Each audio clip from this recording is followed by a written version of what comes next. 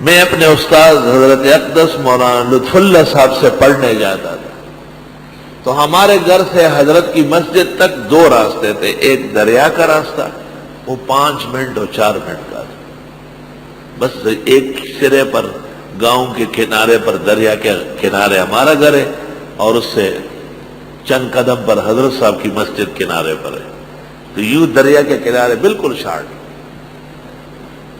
جیسے آپ اس چوک سے یہاں آ رہے ہو اتنا ہے۔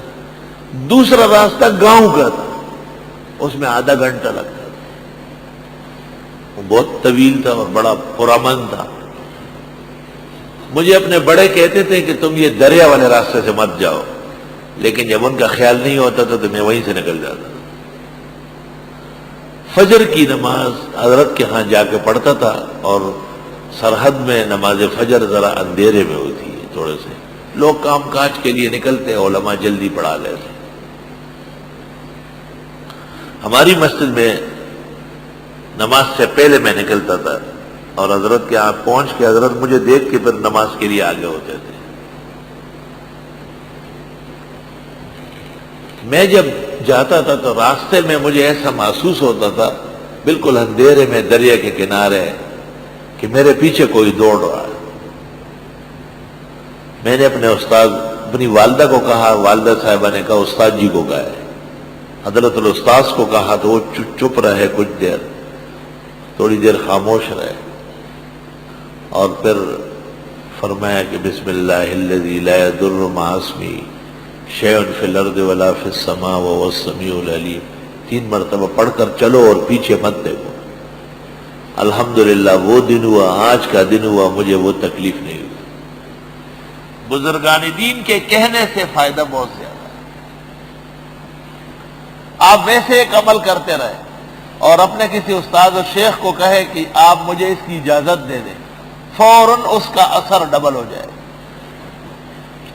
الحمدللہ بزرگان دین کے بتانے سے توفیق بھی ہو جاتی ہے، پھر آدمی کو اس عمل پر استقامت بھی مل جاتی ہے۔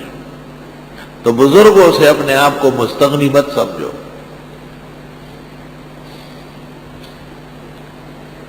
اکابر اسلاف، مشائخ و اساتذہ، فن کے ماہرین، موقع بموقع ان سے بھی مستفید ہوتے رہو۔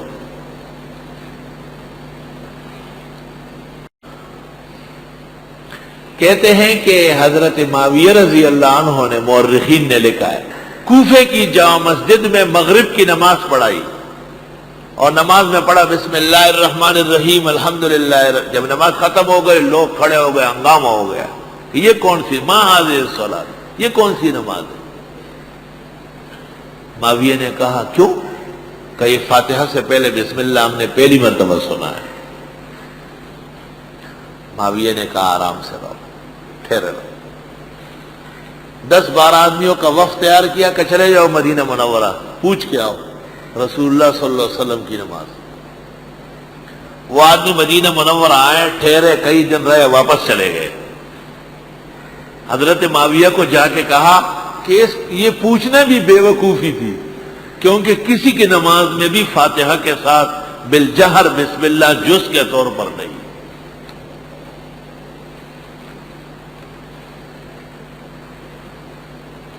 الحمدللہ حرمین شریفین میں آج بھی نماز حنفی طرز سے ہے، الحمدللہ رب العالمین۔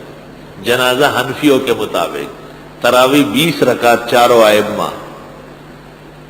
چھوٹے موٹے درمیانی اختلاف وہ چلتے رہتے ہیں، وہ تو آپ بھی کبھی ٹانگ اٹھا لیتے ہیں، کبھی جسم پرجتے ہیں، وہ آپ کے اور میرے بھی اختلافات ہیں، کوئی نہ کوئی صف میں آ جاتا ہے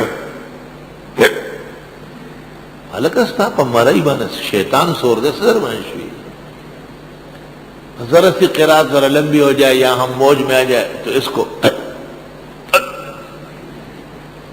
فقہا کہتے ہیں گلا کھنکارنے سے نماز فاسد ہوتی ہے۔ اس کا کیا عذر ہے؟ عذر تو امام کا ہوگا جو خیرات کر رہا ہے، اور وہ گلا نہیں کھنکارتا ہے، ادا شاہ خوبان بچے مرئی تازہ کئی بھی آگیا کہ اساتیر آواز بہو کی۔ نمازوں کے آداب بھی علماء کو بیان کرنا چاہیے، غریبوں کو پتہ نہیں ہے۔ الحمدللہ کوئی شخص جو گلا کنکھارتا ہو وہ نیا آیا ہوگا، ورنہ مسئلہ جب معلوم ہو جاتا ہے لوگ عمل کرنے آتے، مسجد میں بدعملی کے لیے نہیں آتے۔ طالب علم آئے ہیں پتہ نہیں کہاں کہاں سے، دنیا کے کونے کونے سے، ہاتھ باندھ لیتے ہیں۔ ہمیشہ انہوں نے باندھا ہے، ان کو استادوں نے نہیں کہا ہے، خیال نہیں رہا ان بزرگوں کو، وہاں رواج ہے۔ شیر علی شاہ سے یہاں سے چلے گئے، جب واپس آئے میرے پیچھے کھڑے تھے، ہاتھ باندھا، میں نے ایسا دیکھا لاسی نے کہا کر میں داولے یرا کوڑی کے منگا اچت تڑو یا خدا پاک یو فقہ دونی انا للہ و انا الیہ راجعون۔ ایسا ہو جاتا ہے آدمی بھول جاتا۔ مولانا سنجان سے دامت برکاتہم جب نیت باندھ لیتے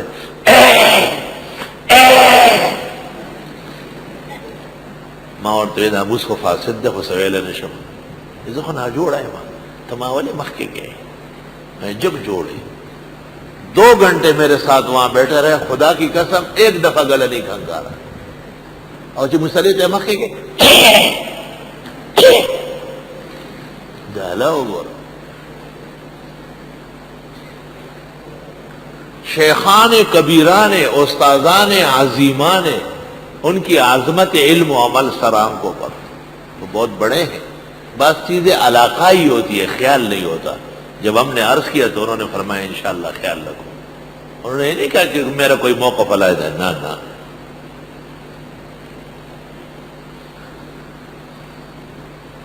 بلکہ حضرت مولانا سنجان صاحب دامت برکاتہم کو جب پتہ چل گیا کہ اتوار کے دن کا کوئی پروگرام میں قبول نہیں کرتا، اور اتوار کا دن جمعے کے دن کا قاتل دن ہے، اور اتوار سے علماء کو ناراض رہنا چاہیے، اس نے ہماری جمعے کی جگہ لی ہے، تو ایک ٹیلی فون آیا علیکہ تاسو دا اتوار پروگرام نے ولی نے توبہ کوئی دلتے مفتی صاحب سرائے ما اگا چې د اتوار نوم واوري سم غوسه شي وي دا ټول عیسایان دي او پادریان دي، نو تاسو خدای ته وګورئ د اتوار رس ختم گئی ماشاءاللہ۔ ابھی سن لیا ابھی فور میرے سامنے اس کو ٹیلی فون پہ ڈانٹا۔ ہمارے علماء کائنات کے اندر فرشتے ہیں اور علوم و اعمال کی پونجیاں ہیں، وہی ہمارا ہراول دستہ ہے۔ وَبِهِمْ نَقْتَدِي وَنَهْتَدِي۔ لیکن یہ باتیں میں نے آپ سے اس لیے کہی کہ آپ بھی تھوڑی احتیاط فرمائیں، نماز سے پہلے کہیں جا کے گلا کنکار لے، نماز جب شروع کر لے پھر آرام سے ہو جائے۔ اب یہ عادتیں ہوتی ہے۔ کعبہ شریف کے اندر امام کا یہ طریقہ ہے کہ اللہ اکبر اتار کر ایک دفعہ اتار لیتے نماز میں دونوں ہاتھوں سے، الحمدللہ رب العالمین۔